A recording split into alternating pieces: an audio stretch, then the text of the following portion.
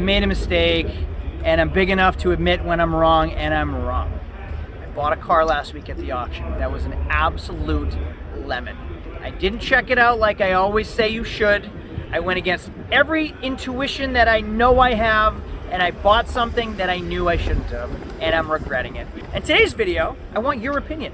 What are we gonna do? How are we gonna handle the situation? What it's really like being a car dealer. We're always pictured as the bad guy, and I wanna put you in my shoes and really get your opinions on how to handle this situation. My name is Craig from Flying Wheels. Welcome to our Flying Wheels YouTube channel. Let's get going.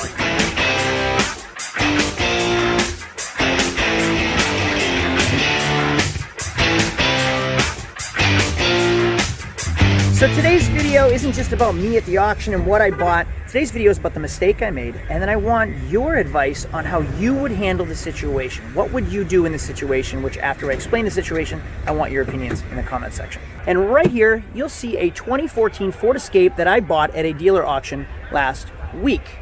Now, I was at the auction. If you watched my Mustang video, you saw that I ran a Mustang GT through the auction to see if we could make any money on it. Thanks anyway. It's ridiculous. F-word! Well, during all the hustle and bustle of the auction, I actually bought 5 or 6 cars too, and things are tight right now. It's really difficult to find decent cars, so you're working twice as hard to get half as much at the auction. And it reflects as the buyers too. So if I can't find enough to sell, there's not enough out there for you to buy, and the prices go up. I have videos on that. I'm not going to get into it.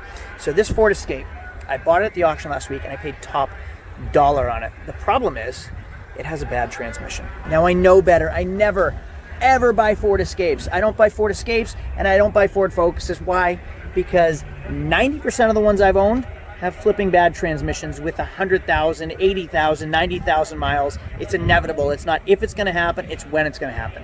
The problem is nowadays every car is a piece of junk. It doesn't matter if I buy a Chevy Silverado, the 8-speed transmission fails. It doesn't matter if I buy a Nissan Maxima or a Nissan Rogue, the transmission fails. If I buy a Ford, the cam phasers go. Whatever. If it's an EcoBoost in a Ford, then the head gaskets and the timing chain go. It doesn't matter what the make or model is. Every car has their own problems that happen in every single model. And as a dealer, we sometimes get stuck with them. So this is a 2014 Ford Escape with 130,000 miles. This is my bread and butter. A 2014 with around 100 to 130,000. It's affordable. I could probably sell this car for around 10 grand, clean, inspected, with a warranty. We could do really, really well on it. And I know better than to buy Ford Escapes. However, I came across a 2013 Ford Escape Titanium recently that was decently clean, and I did really, really well on it. I bought it right, I sold it right, we did 4 brand new tires, we did everything, and the car was awesome, and we did well at the sale.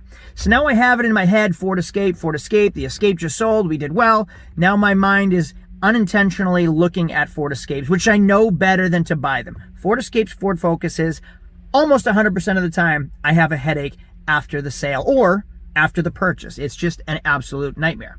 But I had Ford Escape in my head, so I bought a Ford Escape. Here it is right here. Again, a 14 with 114,000 miles. Battery is dead. So this Ford Escape ran through the auction. It drove through the auction. Right now, I'm paying more than I've ever paid for vehicles because we can't find them because there's a shortage on new cars, so everyone's buying used cars. Then I paid more because I just bought a Ford Escape and did well on it. Then, put in the trifecta, it ran through the auction. I didn't have a lot of time to look at it. So Craig, why would you buy something without looking at it? Let me show you. Well, you can see there are cars as far as the eye can see. Well, I get here early and I look at the cars that I want to purchase. And there's absolutely no way I can look at all of the 1,000 cars that are here. So sometimes, actually a lot of times, I end up buying cars that run through the auction that I never got to look at. So I've gotten really good at looking at cars in under 60 seconds. Tires, check engine light, air conditioning, steering. I get to look at the body. I get to go underneath it and look at it while it's in the lane, pretty much moving forward into the auction lane to bid. So I really rush on what I'm looking at. Now the battery was dead, so it cleared all of the emissions codes in it last week. I didn't know the battery was dead because somebody had to jump it and then drive it through. It ran through, everything was fine. Well then, come to the end of the auction, I go to pull this thing out. It literally does not move. As soon as the car warms up, it doesn't get out of gear. And here's the tough part about being at the auction. It's a moral dilemma, and I want to know how you guys would handle this. So this car, I have multiple options.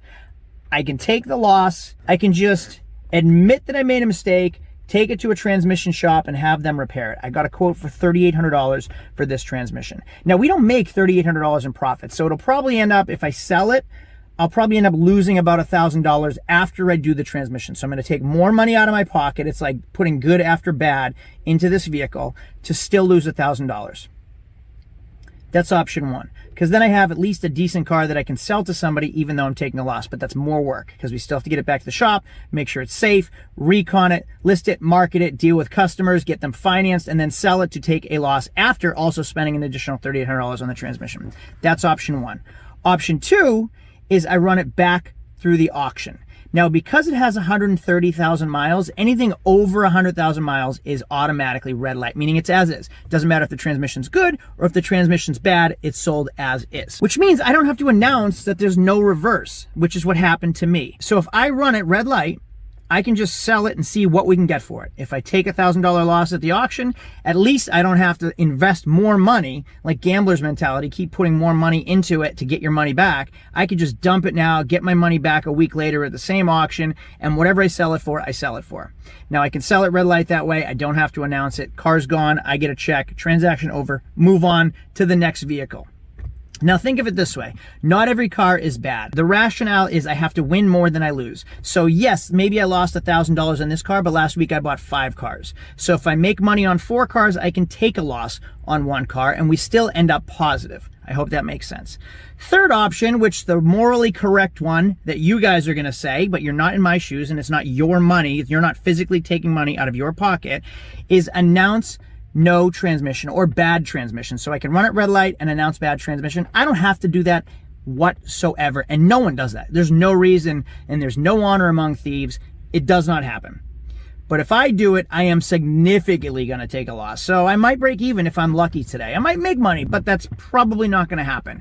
But if I announce no transmission or bad transmission, I will take thousands of dollars of loss. Now, if you guys choose this, put yourself in this position. Take $3,000 or $2,000 out of your bank account and go give it to somebody. That's the scenario I'm in. Just to be a good guy, just to let somebody else know, hey, you're getting yourself into a headache. So either one, option B or C, passes the buck along. Option C, I'm a stand-up guy for telling somebody and warning them, but it costs me that much more money. Now, keep in mind, we're at an auction, okay? It's a dealer auction. It's not for the public. When everybody says, oh, bypass the dealer, we don't need the dealers, you do. Because it's not all gravy. It's not all positive. We take losses. We assume risk and we take on liability, like this one right here. Now here's the bummer. This is a 2014. You're telling me Ford can't make a car that doesn't last 10 years and 150,000 miles? 130,000 miles now we have a bad transmission, which is absolutely ridiculous. But these are entry-level cars. They're cheapy throwaway cars. These, the Escapes, the Chevy Cruze, the Dodge Dart, all of those are throwaway cars, and they're supposed to make it 100,000 miles and then dump it. But still people need used cars. This is a 4-cylinder, it's an all-wheel drive SUV. Not everybody has money to buy new cars, so it should still have the potential for somebody else to buy it at 130,000 miles and just 7 years old, which is a little sad.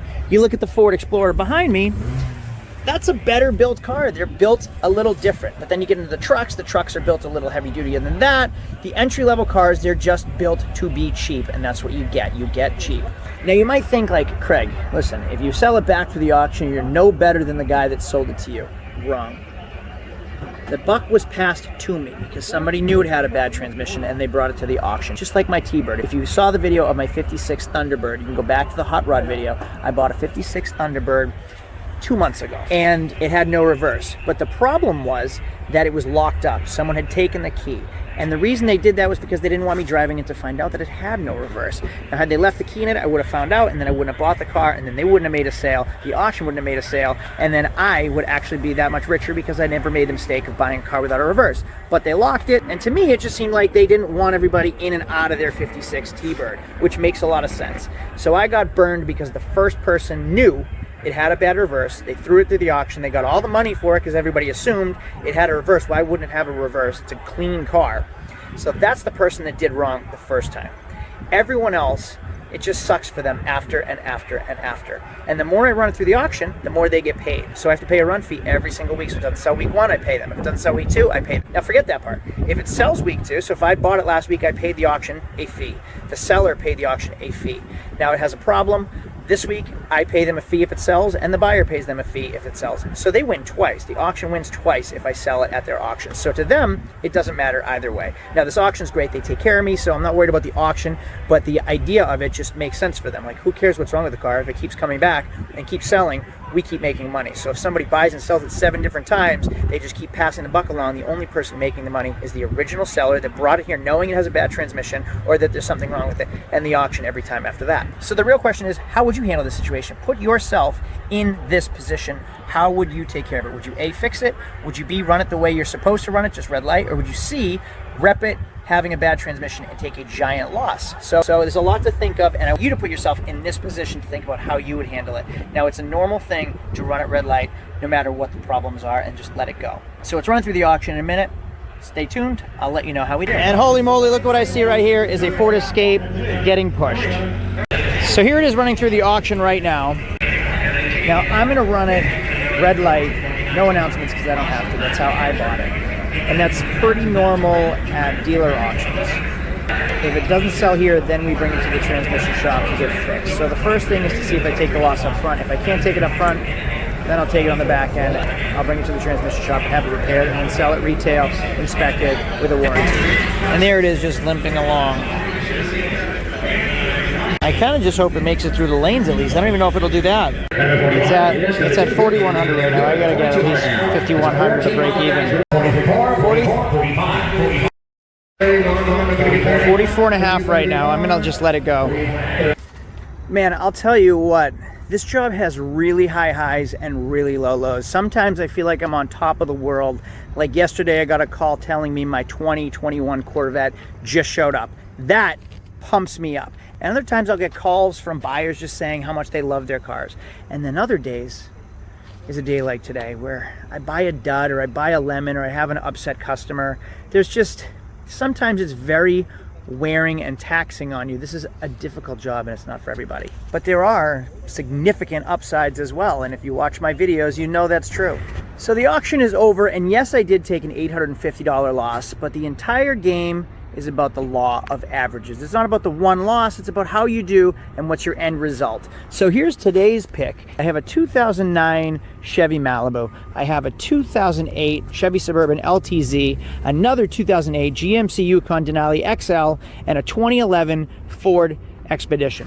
Now, all 4 of those cars run, drive, and will do really well. So overall, we'll end up making money for the day, even though in this video I took a loss. Now, it wasn't about how much money I'm going to make on these cars. That's not the point of this video.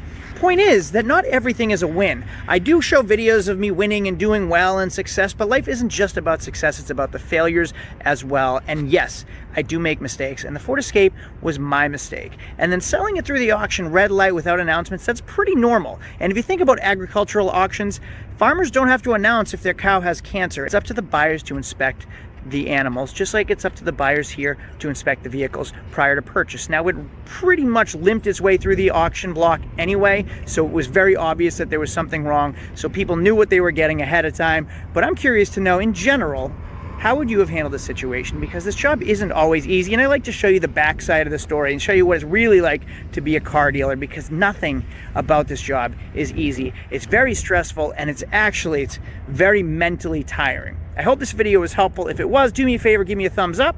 Make sure to subscribe if you're not subscribed yet, and you can follow me on Instagram, TikTok, and Facebook for my day-to-day clips, videos, and photos. And if you're interested in learning how to do this on your own, getting your dealer's license, getting your auction license, selling wholesale, or even just flipping cars on your own without a license, go to startyourdealership.com with a link down below. I'll see you all later. Have a great day. Adios.